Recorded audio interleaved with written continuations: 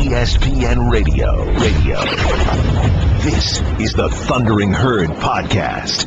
Like most of you, if you're in your 20s, early 30s, you know, you've been watching the NFL from everywhere from the internet to all the networks. But if you're like over 40, you probably first watched the NFL like Pat Summerall, Tom Brookshire, that Sunday morning show with highlights, NFL films. I'm 50 years old. I remember watching NFL films when I was a kid, and it was the gateway into watching the NFL. If there had been a hockey NFL films or a baseball, maybe. If there was something with other sports, I'd be more of a fan. But Ed Sabol, who founded it, and this is a guy that was a overcoat salesman in the 60s. He was just going door to door selling overcoats. And he loved football. And he loved classical music. And he's like, I'm going to put the two together. And it's incredible. People forget this. Back in the 60s, college football was more popular than the NFL. It was. 30s, 40s, 50s, 60s, college football was bigger than the NFL. And so here comes Ed Sabol with his editing and his cameras, and he was really an extension of the league. He was their propaganda arm. And, you know, you forget the NBA was dead in the 60s and 70s. I mean, it was in 1969, the Harris poll, the NBA was barely more popular than bowling. And I'm looking at it right here. It was tied with auto racing, and it was significantly less popular than football and baseball. NBA had drug problems and bankruptcy issues when David Stern took it over. The conference finals were on tape delay after the 11 o'clock news.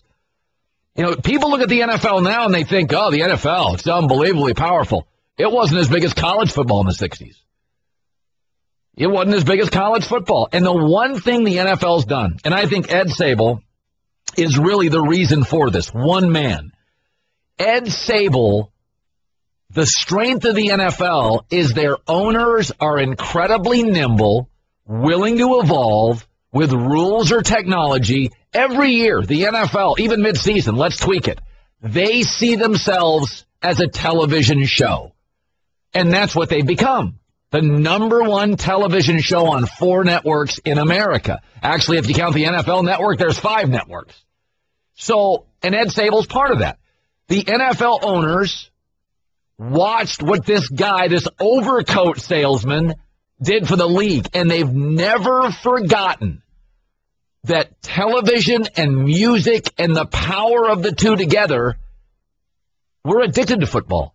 70% of Major League Baseball tickets, they're bought by corporations. You don't buy them. You get them from a buddy at work. You work for an insurance firm. You don't pay for them. You take the freebies. The NFL, we buy the tickets. In fact, we'll pay for the right, PSLs, to have tickets. And think about that. There's a reason they don't do PSL a lot in baseball, the NBA, hockey. We wouldn't pay for it. The NFL, we bet it. There's fantasy. We love it. We schedule parties around it.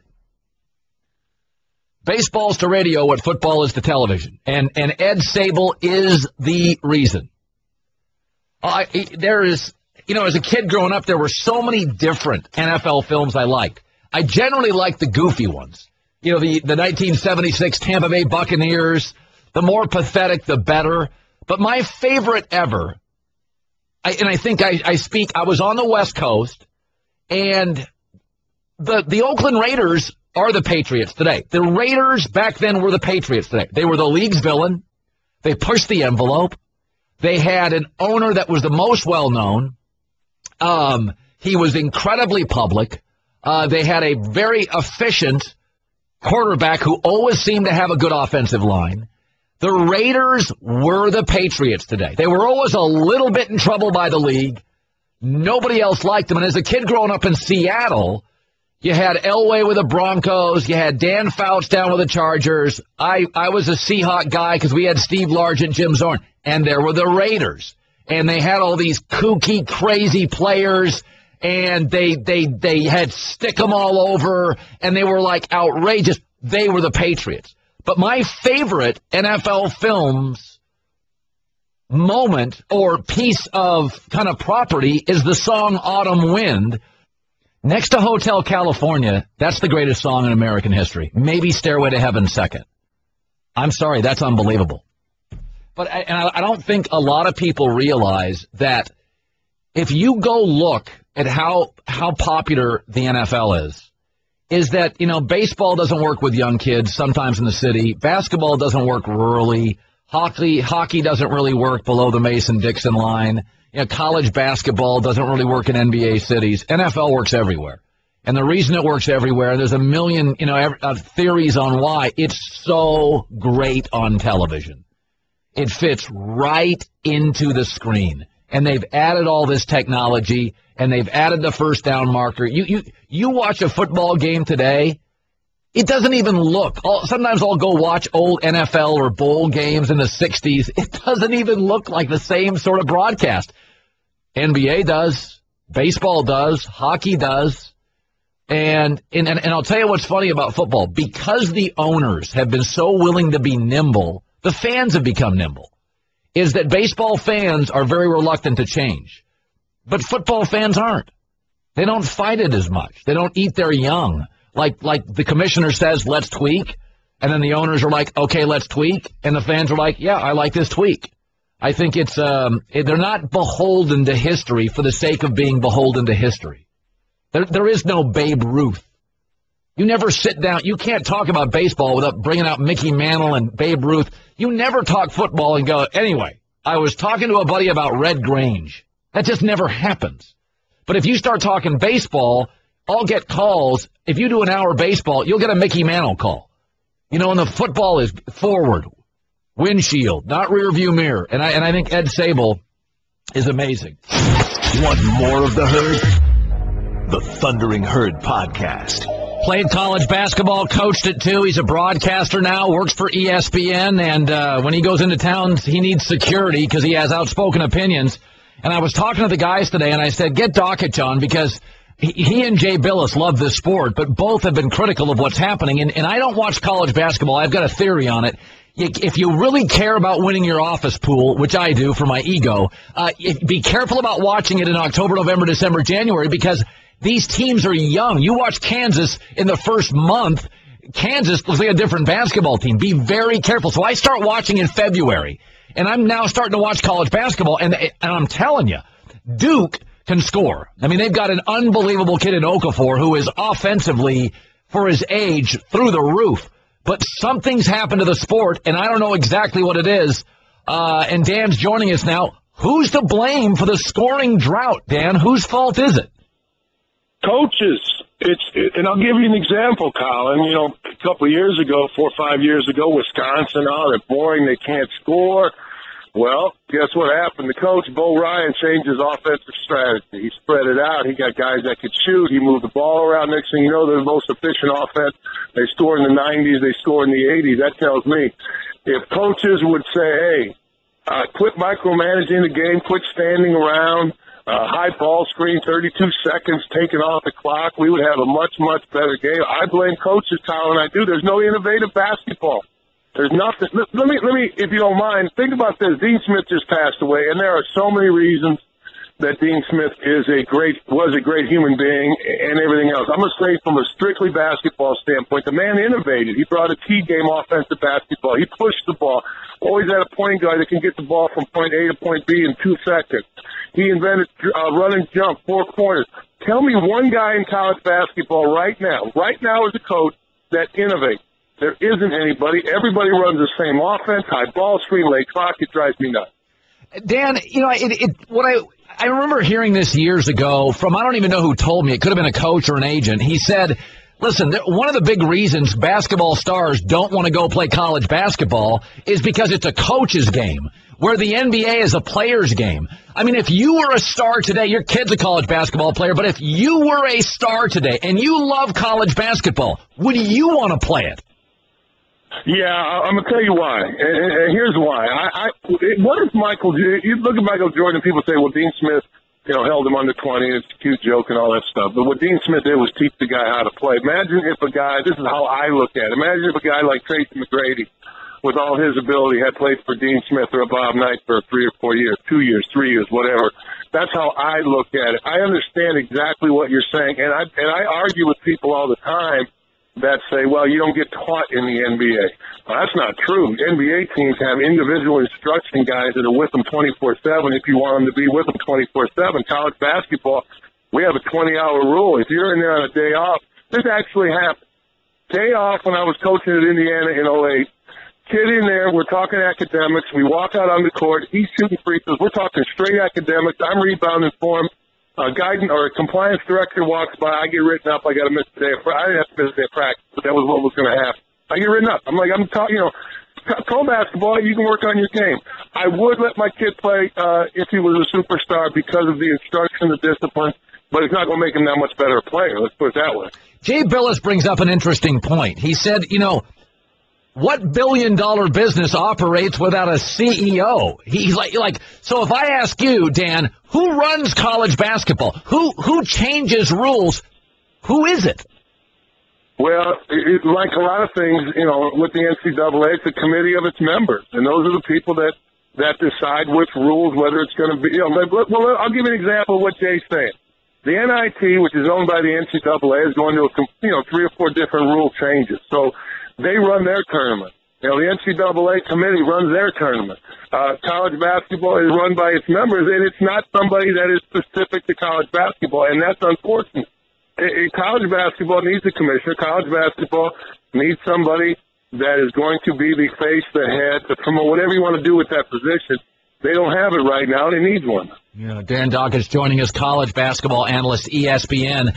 I was a little out on the story of you and Iowa and needing security. For my audience, can you give me a little backstory on that? Because I'm fascinated by it, that one of my guys, and I've always been a big fan of yours, needs security going to games. I think that's a badge of honor. Can you give me a little backstory? Kid named Woodbury against Wisconsin. I'm doing the game in Torrico. Pokes Wisconsin's kids in the eyes, not once but twice. And I say on the air, that in my view of basketball, that's a cowardly act. And then he elbowed another kid in the back of the head. Long story short, I said that's a cowardly act. It's gutless of a defender to poke a guy with the basketball because the guy with the basketball doesn't have any defense. He's defenseless. Well, the coach of Iowa went off on me. And, in the middle of all this, a state trooper from Iowa put on Facebook that somebody needs to shoot me in the head, basically. Oh, terrific, yeah. Yeah, and he's a commander. And my view of a commander is, by definition, a commander commands. Like, if he says it, you do it. So it didn't bother me, but ESPN had a little security at Iowa. And I do have to say, the people at Iowa were great. They were great. The guy called me and apologized to me. So it all was fine. It was a little overblown. And I didn't ask for security. They gave it to me, which was fine. Yeah. You know what, though? I'm gonna hire security to walk around with me because I'm in awe that you needed it. His show follows the Herd and Indy at noon. Dan, appreciate you coming on the show today, bud. Thanks, my friend. Okay, he does a great job. John R. Wooden Award presented by Wendy's. Go to ESPN.com, search Wooden Watch for the Wooden Award mid-season top 25 list. It is interesting because I'll tell you that Okafor kid for Duke, offensively, I think a lot of the time, he's terrific. I think a lot of times it's much easier to get 18, 19, 20-year-olds because they have so much energy to play great defense. I think it's really hard to get young players to be great offensively. Even Michael Jordan broke into the league, couldn't shoot a three. He had a raw game. He was incredibly talented. Tim Duncan's an outlier, where he walked into the NBA and had a repertoire of like 5 shots, but he also stayed in college for 4 years. Okafor can't guard me. But so he'll fit right in with the Knicks if they get him number 1. But I'll tell you what, as an offensive player, he's going to walk into the NBA and be tremendous very early. Very early. 1-888-SAY-ESPN, the phone number. Mark Cuban, top of the hour. I said this morning. Isn't it interesting that presidents can lie and keep their jobs, so can senators, but Brian Williams can't? It is amazing who's allowed to embellish and who isn't allowed. Brian Williams is in major trouble for embellishing. Presidents, lobbyists, senators, doctors, fudged a little. I don't know. Supposed to be the most trusted man in the country. Oh, come on. We don't look at our news anchors like that anymore, do we? Nobody looks at Brian Williams like the most. He's on Letterman, Jon Stewart. He's funny. He's entertaining. I mean, I don't like what he did, but this idea that, like, I can't watch NBC News from this point forward and trust him, really? Like from this point forward, he didn't do it on the NBC News. It's amazing, though. Like, senators, governors, presidents, embellish, fib. News anchor guy, get him out of here. Colin Cowherd. The Thundering Herd Podcast. Very interesting. I got a guy emailed. He goes, Colin, disappointed. You usually nail stuff. Brian Williams embellished at least one story, probably more. First rule of journalism, just the facts, only the facts. But you know what's happened, Jim? And David Weston, the former president of ABC News, pointed this out. We don't want just the facts from our news anchors anymore. We want them to be personalities. That's why we create 30 Rock and have them. We don't want our news anchors to just read the facts anymore. Network news divisions push them on Letterman and Jon Stewart, and they want them to have opinions. It used to be just the facts. But that's not the way it works. These news divisions want to create celebrity anchors, and they do that by putting them on Jimmy Kimmel and, whatever spot can elevate their brand. So it used to, and by the way, it used to be that newspaper people just did the facts. But now beat reporters have their own sports radio shows, and so they've got strong opinions. The world has changed in news. We used to rely on newspapers. We do not. We used to have news people that just reported the facts. We do not. That's not the way the game is. So that's my thing about Brian Williams. These network news corporate execs, they want him on Letterman and all these shows, and they want him to be funny, and they want him to have opinions, and they create shows for him to have opinions, and then he gets into a loosey-goosey, I'm going to tell stories and embellish, and they're like, we don't want you to be an entertainer. Those networks, their credibility is their issue. They've taken their news anchors and asked them to be public commentators and give speeches and be funny and go on Leno. They've asked them to do that stuff. So I think it's you have to be, people say, well, credibility is their currency. Yeah, and trust. And a lot of these news divisions talk about trust. But I mean, David Muir's the new guy for ABC. How could you trust him? You don't know him. I mean, so they gave him the reins. How do you know him? You don't know him, so you won't trust him, right? It ain't just trust. It's the look, the sound, the packaging, the marketing, the storytelling. I think it's a lot of things. I talked about this last hour. Ed Sabol passed away at 98 years old. His son, Steve Sabol, who more of you know, wrote Autumn Wind, a huge part of the NFL. What they really did is I read a story once or a stat that like 85% of people that listen to music do so when they're sad. And that it's healing. Music is healing for a lot of people. One of the things I think about football that's different than every other American sport is we love it. We don't just like it or consume it. We love it. We love our fantasy team. We love betting it. We love our local team. And if you really, really love something, bad news and controversy has very little effect. We like meat in this country. The pink slime stories, beef scare, mad cow, very little dent. Rush Limbaugh had controversy, ratings went up. Nike, Fox News. The real story behind that in the NFL is how deep the affection is for Nike, Fox News, meat, the NFL, Rush Limbaugh.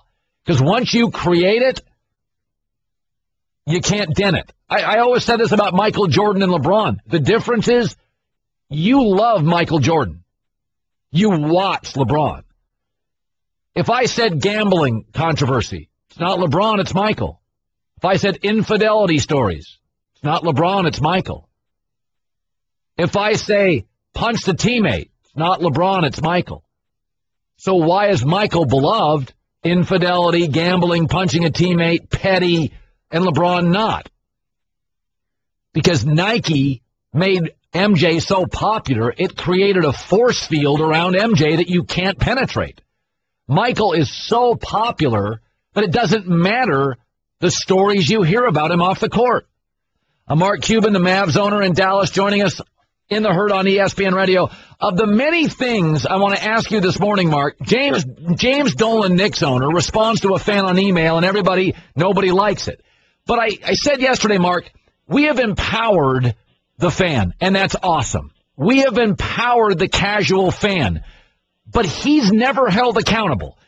I am increasingly bothered by when I see Twitter or Facebook and the bullying and the kind of coarse narrative. Can't I argue that sometimes the fan's not always right and that James Dolan has a right to an opinion and to occasionally fire back? Oh, of course. And I bet he felt a whole lot better when he did it, too. You know, I've been putting my email – when I first bought the Mavs in January 2000, one of the first things I did was put my email up on the scoreboard, so on the big screen, so everybody could email me about anything.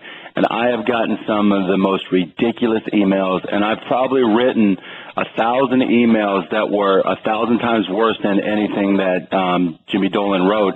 The good news is I deleted it 99% of the time, but a few of them slipped out. And so, yeah, I'm not mad at Jimmy. I've done the same thing and worse many times. Well, you created an app, Cyberdust, where they now disappear. Was that right. The reason why you created it? Well, not so much for email, but more in a response to Twitter. I mean, it's built on a foundation that no message lives on, right, that you want to keep your digital footprint as small as possible. So in Cyberdust, anything you send disappears 30 seconds after it's being read, and it can't be recaptured, can't be recreated. But it's really gone from a messaging system to be a lot more like Twitter, so that anybody who has a following can build a following on Cyberdust. But when you send something to people, after they read it, it's gone. And because of that, there's no room for trolls. There are no trolls on Cyberdust, because the whole thing of being a troll is you want everybody else to see it.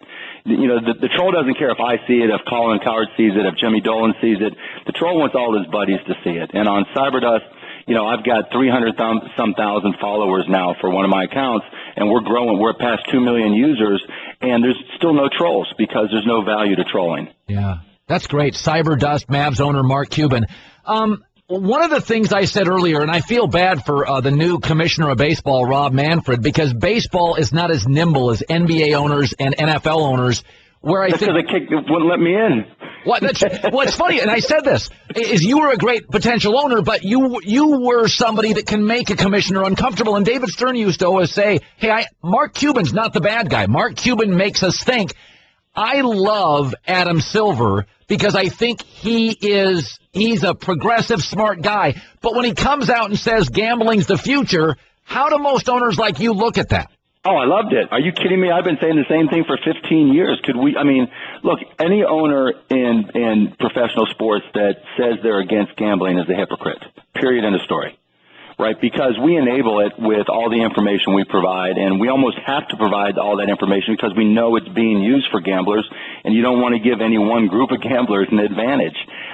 We enable it with daily fan sites. We enable it in so many different ways that it's so much better, and I'm so proud of Adam for putting it on the table so that we can deal with it and put it put it in a place where we can see it and there's some transparency in how it happens.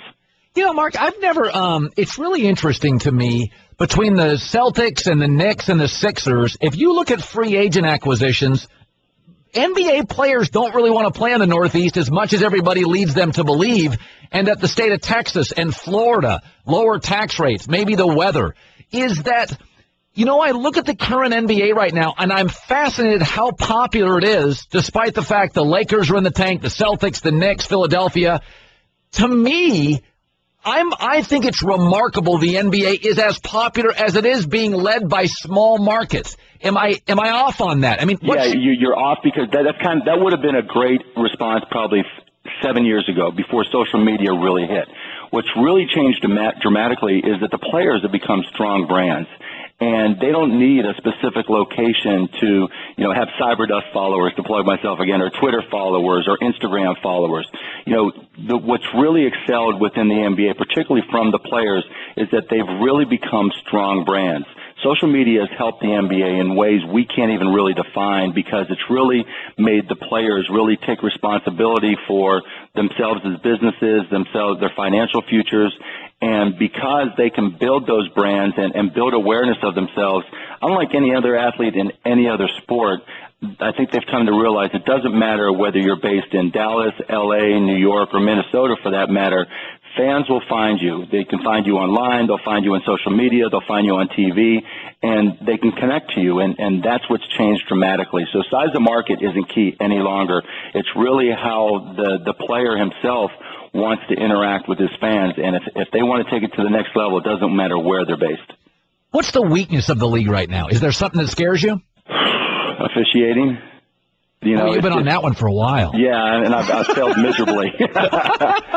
And you know what? The funny thing is, I think Adam now has come around as well, because the one bugaboo we have is that there's still a subsection of fans who think the NBA is not on the up and up. Right. And that bothers me more than anything. You know, not as much as losing the game, but it bothers me incredibly, and I think it bothers Adams as well. And so, you know, particularly. You know, there's been some people who have said that some fans won't even watch the game because they don't think it's legit, and that's got to change. And I think once we overcome that, and we will, and Adam is leading the charge there, then, you know, I think we're just going to accelerate in our growth. You have a relationship with Dan Rather. He's had controversies before. Brian Williams right now, America doesn't trust him as much. From a business perspective and a media perspective, what do you make of, what would you do if you ran NBC News today with Brian Williams? What would Mark Cuban do? I would send him out in the field and let him reestablish himself, because the thing about it getting so big so quickly, I mean, we love headline porn in this country, and Brian Williams is, you know, all the memes that are out there are hysterical, but, you know, they burn bright and then they crash quickly. And so, you know, it used to be these types of things had a lifespan of 3 weeks. Now it's probably down to 10 days. And so he'll take his grief, and then it'll be over. It's just like Pete Carroll was going through it all for a while, and then it's over. By the way, you called the people who questioned Pete in the Seahawks game-losing play idiots. What offended you about that? Well, it's because it was ridiculous. I thought it was ridiculous. I mean, no one said that they were crazy when their whole season was on the line and they needed 2 yards to get a 2-point conversion, and they passed. Right? They didn't give it to Marshawn Lynch, and it was the greatest call ever and the greatest alley-oop pass ever. You know, their approach to calling plays is varied. You know, they don't do what people expect them to do, and that's what made them successful. And for me, if it's my team and you don't go with what got you there, that's when I'm going to be mad. And so they try to be unpredictable, and that's their game. And if he throws that pass a millisecond earlier, or the guy doesn't make a phenomenal play, we're having a whole different conversation. Yeah. Mark Cuban, Mavs owner, also. You see him on Shark Tank. I always wonder about that show because I find you incredibly likable. I don't. That's what's shocking, right? I don't like the bald guy. I want to just Kevin. Yeah. Oh, he drives me crazy. And then he drives everybody crazy. And then there's the good looking guy at the end who never buys anything. Robert is just. He's a model. Yeah, he's Mr. Sweetheart. But have you learned anything on that show? When I watch that show, you're teaching people about business. But Mark, has there been a moment that one of those people with an idea has taught you something? Oh, yeah, many times. I mean, the reason I do the show is that it sends the message that the American dream is alive and well. You know, there's so many places where we try to demonize companies and businesses, and, you know, when someone walks onto that carpet to pitch us, and they're from a small town in Iowa or New York City or San Francisco, whatever it may be, all of them have just put everything, their heart, their soul, everything they have on the line. And it truly sounds corny, but it's so inspiring. Now, you know, sometimes they haven't done a good job, and we'll let them know. But when somebody has just put it upon themselves to do everything it takes to create a successful business without having the background, without having the backing, and it's just all on their own piss and vinegar. I mean, that's amazing, and I love it. And I do the show because it sends that message. I mean, we're the #1 show in all of television watched by families together. Isn't that amazing? Yeah, I've read that. That's amazing. Parents love to talk about their kids now being into business where they never have been before. And, I mean, to me, that's inspiring, and that's why I do the show, because doing the show itself is easy, but now that I've got 30-plus companies that I've invested in, that's a lot of work, but it's still worth it. You're involved with 30 companies? Yeah, just from Shark Tank. I probably have got 100 that I've invested in now, but just 30 from Shark Tank. Yeah. That's incredible. You know, my wife saw you in New York. She said you were very pleasant. I know, shocking, right?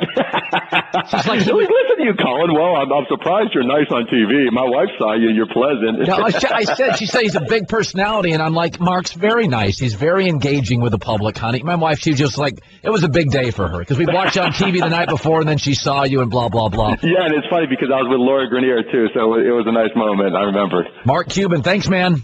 Hey, and real quick, anybody on Cyberdust, add me at AskMark, AskMark, and I'll keep on answering any questions people have right now. Cyberdust, we just joined as a show right there. Awesome. What's your ID, and I'll add you, and because I love it. Okay. The Herd. The Herd, perfect.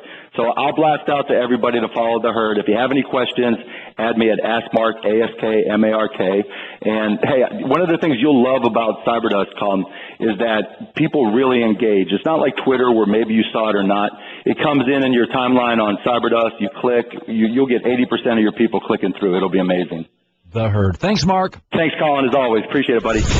Putting style in black T-shirts. It's Colin Cowherd. The Thundering Herd Podcast. Geico presents Strange Saving Stories. Astronomers detected an interstellar transmission. It stated, Geico, 15 minutes could save you 15% or more. The implications were staggering. Was the cosmos telling us we could all save hundreds on car insurance with Geico? Or did their radar merely pick up a signal from the nearby Rufus and Clyde's morning show? We may never know. Geico. 15 minutes could save you 15% or more on car insurance. ESPN Radio. This is the Thundering Herd Podcast. I spent the last hour talking about Brian Williams, and there's not a lot of fireable offenses to me. I think we live in a pitchfork society. Everybody wants to run people out of town. I think embellishing a story on a non-news program doesn't rise to it. I don't think it's fireable. I think, as Mark Cuban said, put him back out in the field, maybe suspend him. But I see this any time. I mean, I watched all this Roger Goodell stuff, and I think it's a lot of people that have not achieved what they want in life, and so they want to tear down people who have. And you go to Twitter, and it's fire this guy and fire that guy and fire. I'm not a big believer in firing people. I mean, I'll fire for incompetence. I'm not going to fire for this stuff. And I get a lot of moralists today. Oh, how can you? He lied about a military event. Our government's lied about military events. We've had presidents that have lied about military events. So an anchor man embellishes a story. We've had governments, presidents, Congresses. We've had all sorts of people who have either suppressed information, dodged information, and Brian Williams is fireable. You know, I said this. It's really interesting. I'm writing my second book, and one of the chapters I'm going to write about is when Roger Goodell had some controversies.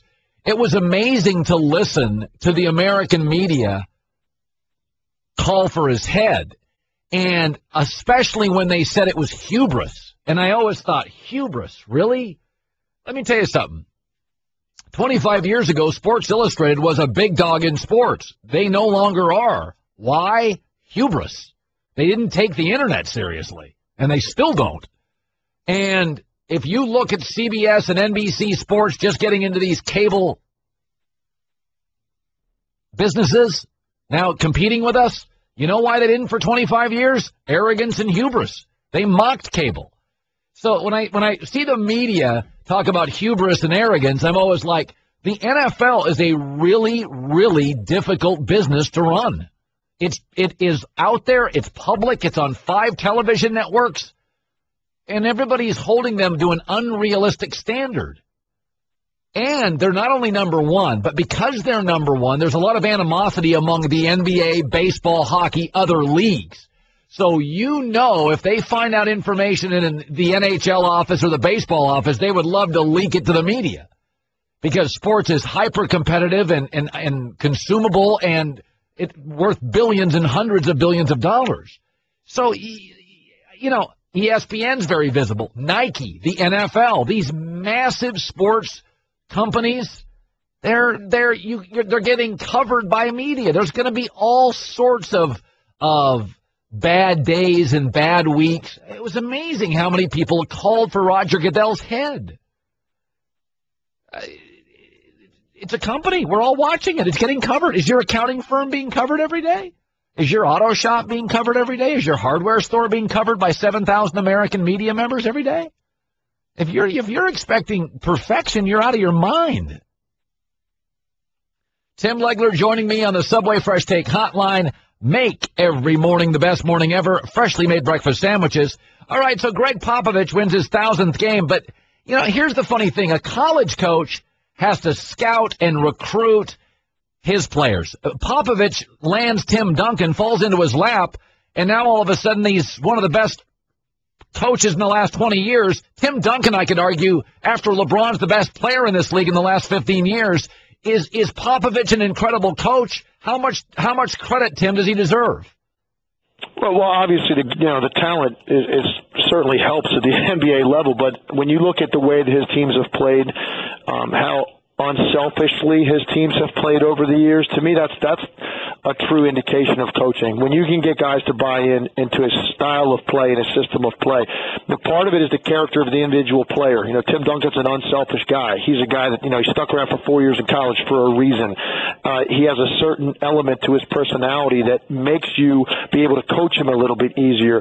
But at the same time, when you watch his teams play over the last 16 years, and if they win 50 this year, that'll be 16 straight years of winning 50 games. You watch their style. They're always one of the best passing teams in the league. They're always a team that's got as much weak side action going on any particular set as any team in the league. They're always one of the best prepared defensive teams in the league. I think Duncan's first 10 years in the league, they were 1 or 2 in the league every year in points allowed and defensive field goal percentage. That's coaching. That's not just a player. That's a lot more than that. And Greg Popovich certainly deserves credit for all of that. You're a guy that played in the Northeast, and I think there's a lot of people who think, listen, the Knicks, all these Northeast teams, they're gonna at the All-Star break, they're gonna go sell free agents to go to New York and Boston and Philadelphia. Go look at the last 10 years in this league, Legs. Not many star free agents are choosing the cold Northeast in a winter league. I look at the Knicks and I think 10 years hopeless. I think they're in an abyss for a decade, because I don't think stars want to go to that mess. Am I wrong? No, I think there's some truth to that. I debate this all the time with my friends in Philadelphia that are Sixers fans for many years, and they get their hopes up, not just on the lottery picks that they've been accumulating and hoping that Joel Embiid works out and Nerlens Noel, and they're hoping they get Okafor this year, and they're hoping those guys pan out. The problem is you can draft those guys, and you've got to go rock bottom to do that. But number one, can you re-sign them? Are they going to want to stay there? That's a whole nother issue. And then what big-time free agents have chosen to come play in Philly? And I'm not beating up Philly. I live in that market. I love it there. I went to college there. I've been there ever since.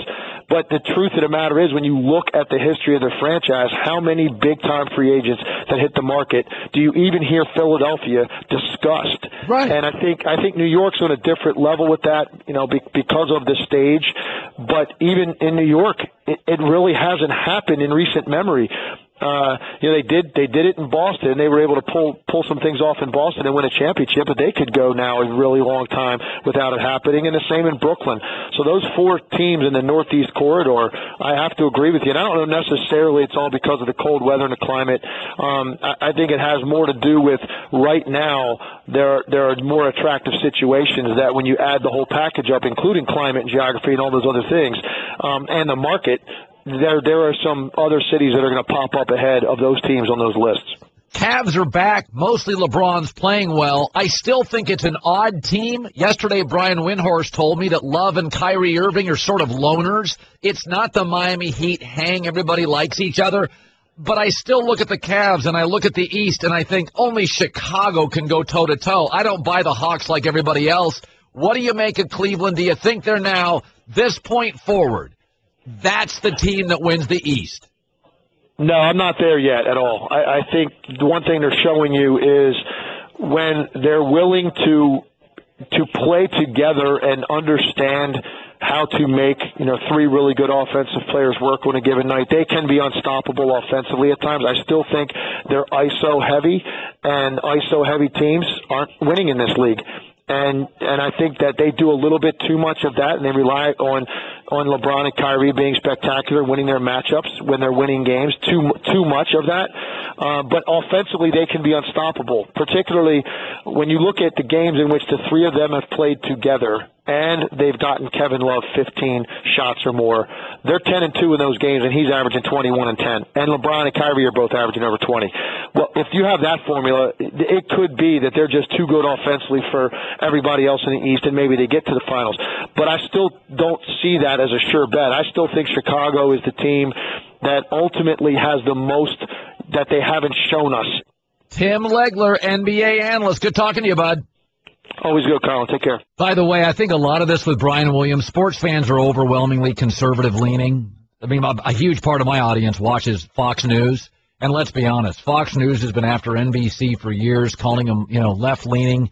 So it's a lot of conservative men that want to get Brian Williams out because they think he's a liberal. These same conservative men defended Rush Limbaugh to the core when it was discovered he was a drug user. And Rush Limbaugh wanted to deport anybody that ever used drugs out of the country. So the same guy that would defend O'Reilly and defend Rush, he wants Brian Williams out. That's because of what he consumes on a nightly basis at 8 p.m. I think that's a lot of it. A lot of it.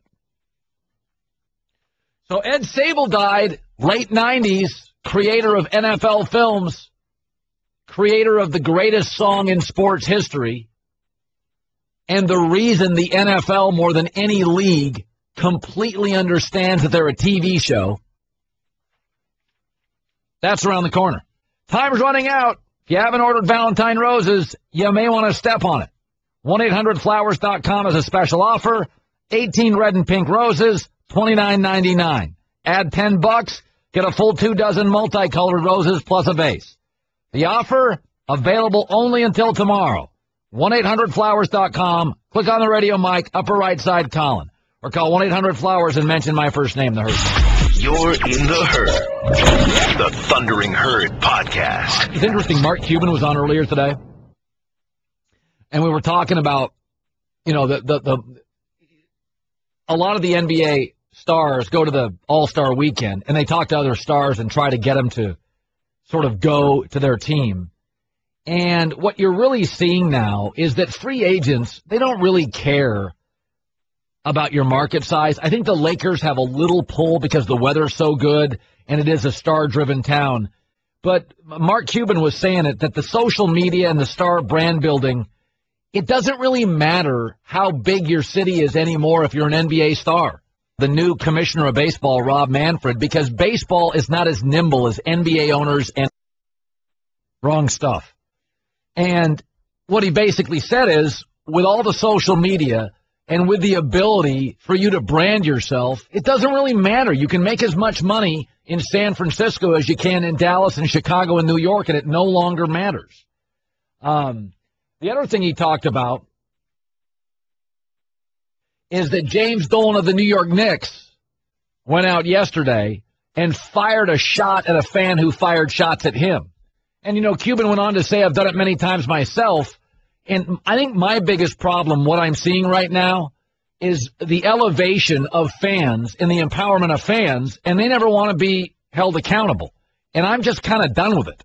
And so if you're an owner and you go out and take a shot at somebody like James Dolan did, I've got your back, because fans have gotten increasingly nasty and ugly. And Mark Cuban said, hey, I've done worse than James Dolan did. When I first bought the Mavs in January 2000, one of the first things I did was put my email up on the scoreboard, so on the big screen, so everybody could email me about anything. And I have gotten some of the most ridiculous emails, and I've probably written 1,000 emails that were 1,000 times worse than anything that Jimmy Dolan wrote. The good news is I deleted it 99% of the time, but a few of them slipped out. And so, yeah, I'm not mad at Jimmy. I've done the same thing and worse many times. And increasingly with fans, so what? So what if an owner slapped you back? Get over it. Grow up. Don't be a troll. So I have no problem with James Dolan. I have a problem with a 75-year-old guy who rushes to a sports blog to report somebody was mean to me. Grow up. The rich and the powerful, they get an opinion too. Well, the owner and the fan, no. Nobody holds the fan ever accountable. I own the team. You're a fan. You don't have to go. But if you call me out and are vile, I'll fire right back at you. I own the team. You are a fan. You have a right to come. I have a right to say something. I don't buy in the customer's always right. I'm sorry. Don't buy into it. Sometimes the customer's a jerk.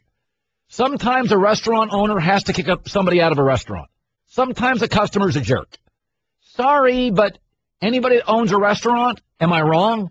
Sometimes customers are jerks. Shoplifting, retail.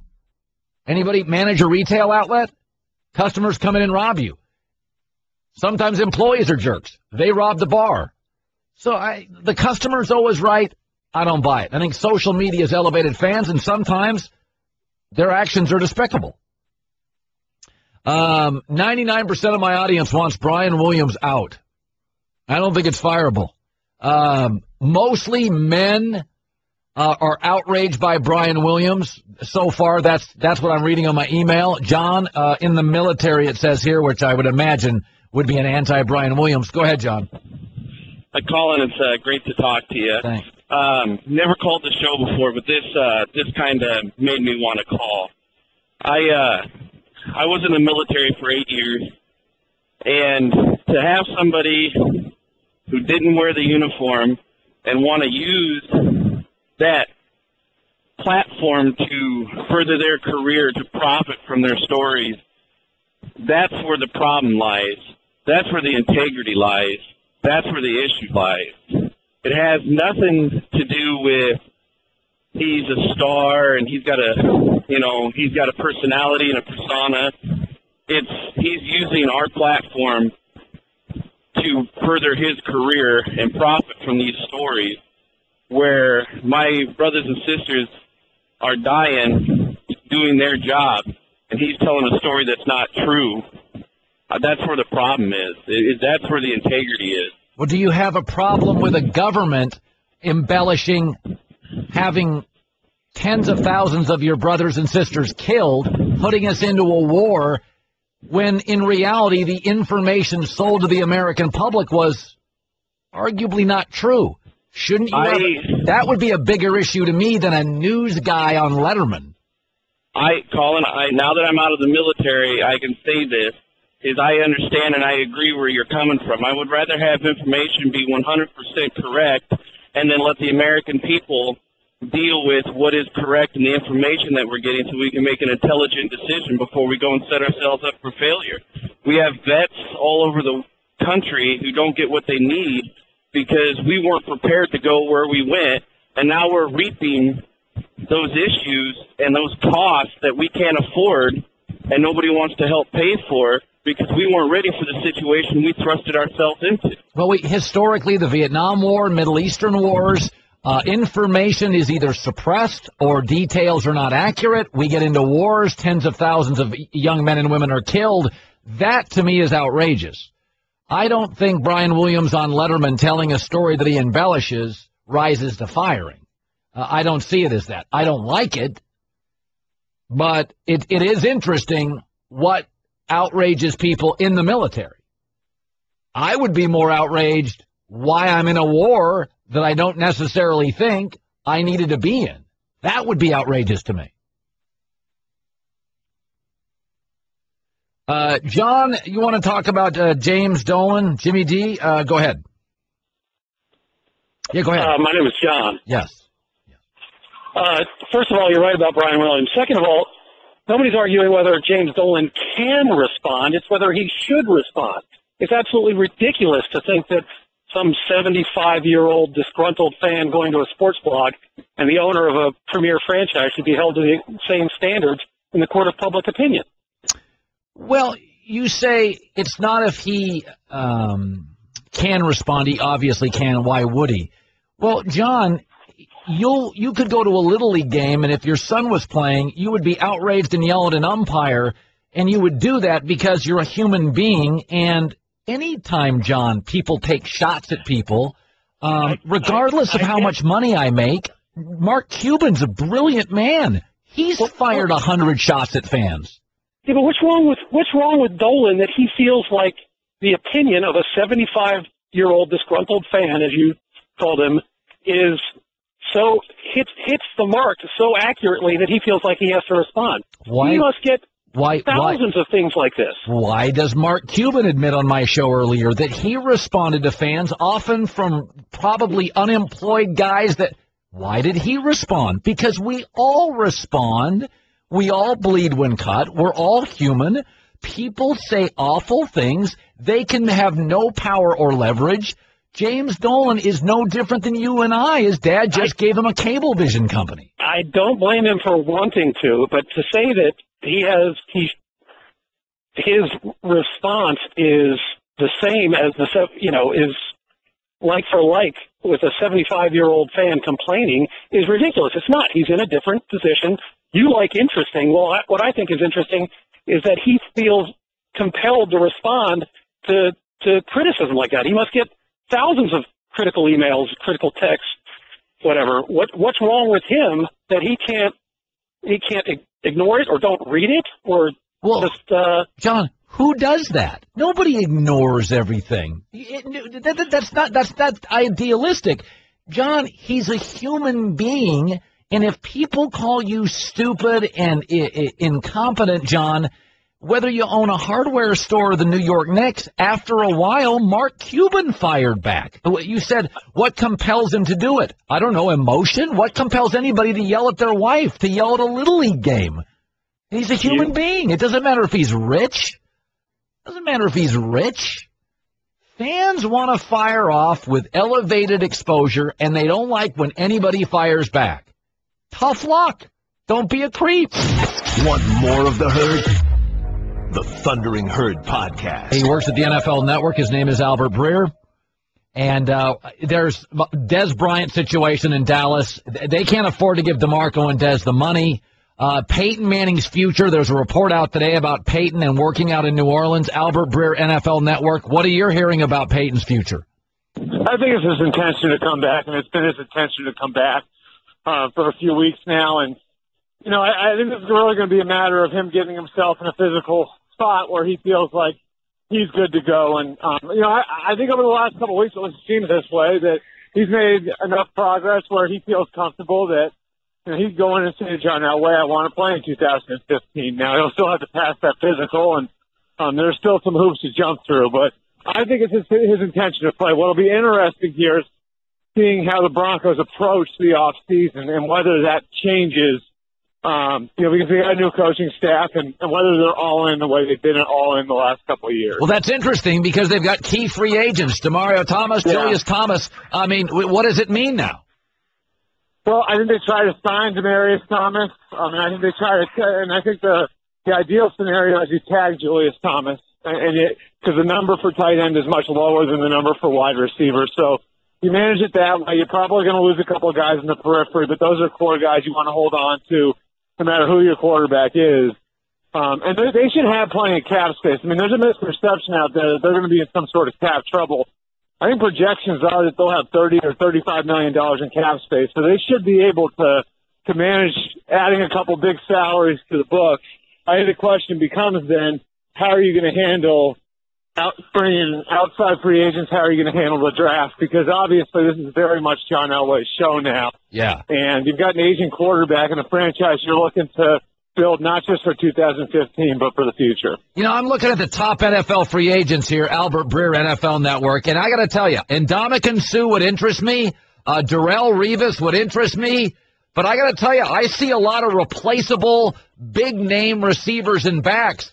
To me, Ndamukong Suh is really, there's not a lot of that on the market available. Is there one that you believe more teams will try to go after than another free agent? Well, I think the defensive ends are going to be interesting. Jason Pierre-Paul, Justin Houston, if those guys wind up making it to the market, my guess is Houston gets tagged. I think JPP is a tough call for the Giants because of his injury history. But if you have a premier pass rusher out on the market, that guy can make a huge splash. And then the other name that's going to be out there, too, presumably, depending on what the league does, is Greg Hardy. So it's pretty rare that you see premier edge rushers get out there onto the market, Colin. And the potential is that you're going to have one or two of those guys out there. And we saw what happened a couple of years ago when one of those types got out there with how much money Mario Williams got. So if you get an edge rusher out there on the market, that's where you could see another $100 million type of contract. You know, it's interesting. I look at the Cowboys with Des Bryant and DeMarco Murray, and I wouldn't pay big money for either. Jerry Jones acknowledged this week it's going to be tough to sign them both. What are you hearing? Well, the tricky thing here, I think, is Des Bryant plays like a $14 or $15 million a year receiver. Can you trust him, though? You know, and so would he be willing to do a pay-as-you-go type of deal? I think you know as well as I do, it's a different deal when a guy's making $15 million because everyone in the locker room is going to be watching every action of that guy and how the team handles him. And, you know, the Cowboys have done a lot over the last 5 years to coddle Des Bryant, to make sure he's everywhere he needs to be on time, to make sure he's out of trouble. They've watched over him like a hawk because before the draft in 2010, that was considered the one place he couldn't go because all the trouble he got in before was going to be right on his doorstep. Well, now when you pay a guy at the top of the market, it's a little harder to do that because everybody else in the locker room is going to be watching. So his negotiation is going to be interesting. I can't imagine they let him go. I think DeMarco Murray is interesting for another reason, and that's because the running back market was so flat last year. So I almost think Dallas's best move with DeMarco Murray might be to let him go to the market, say to him, hey, go see what you can get out there, come back to us with what you have, because I can't imagine that there's going to be a robust market for free agent running backs, especially one who's got an injury history and is coming off of a 400-carry season. Yeah, the NFL Network's going to give us live coverage of the scouting combine. That starts February 20th through the 23rd, 9 in the morning. Albert Breer with the NFL Network, he will be there. It sounds right now like you're in like in Boston or something in New England, the storm behind you. Where are you standing this very moment? I am standing outside on the street in Boston right now under, I think, probably a foot or two more snow than you guys have in Connecticut. So it is... I mean, I've lived here almost my whole life, Colin. This is as bad as I've ever seen it. Is it like, what are you staring at now? Give me some perspective. Brown snow and huge snowbanks. There are a couple of snowbanks in front of me. I'm 6'2". There are a couple of snowbanks in front of me that are taller than I am. And that's the only white snow you see. All the rest of the snow is all brown. It's an ugly, ugly scene out here. You're not embellishing like Brian Williams, are you? You're giving me... No. Seriously, this is about as bad as it gets. Yesterday we had on the news the governor sniping at the transit authority publicly.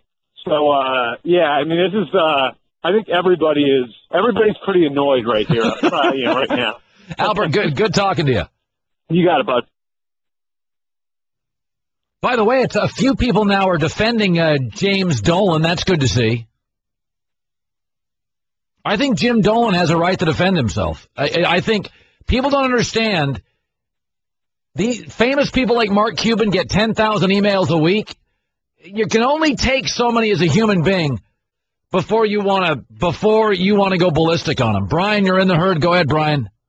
Hey, Colin, how's it going? Thanks for taking my call. You bet. I want to preface my statement by saying that I do completely disagree with what Dolan said. I don't think it's wise for any business owner to ever advise your consumer to go to the competition. However, I also think a man who's been taking a beating on Twitter, Facebook, ESPN, other major sports networks, radio shows, Stephen A. Smith being a huge Knicks guy, even beating him down and getting all these letters, I can only imagine that this one letter was the one that just pushed him over the edge. Sure. And barring holding like a 20-minute interview to tell everybody to shut the heck up, I guess this was his way of saying, you know what, I'm sick and tired of it. Yes. If it wasn't this guy, it's probably going to be another guy somewhere down the road. Yes. I mean, again, bang, bang, bang, critical. Everybody's got a breaking point, rich or poor. Everybody's got a breaking point. Phil, you're in the herd. I'm told you're an executive. We always like talking to executives. You go ahead. Hey, Colin, thanks for taking the call. I really appreciate it. You bet. I don't think it's the question is every executive has the right to write a response. It was a totally inappropriate response. You can't do that as an executive, and you certainly can't make a slanderous comment about somebody being an alcoholic or miserable and their family doesn't like them. That's an absolute no-no, Colin. As an executive, I can't believe that you would condone that. Well, slander needs publication. And if you run to a blog, you're responsible for the publication, so it wouldn't fall under slander. And again, you don't know the emails he's getting that are brutal. And I'm not saying I loved his response. I'm saying Fans want to troll, want to be elevated, and there's never any space for them to be backhanded. I am increasingly for columnist, mayor, owner, smoke-showing fans. Backhand them. If you want to be behind the velvet rope and you want to be a tough guy, let's give your address because you clearly can't handle it.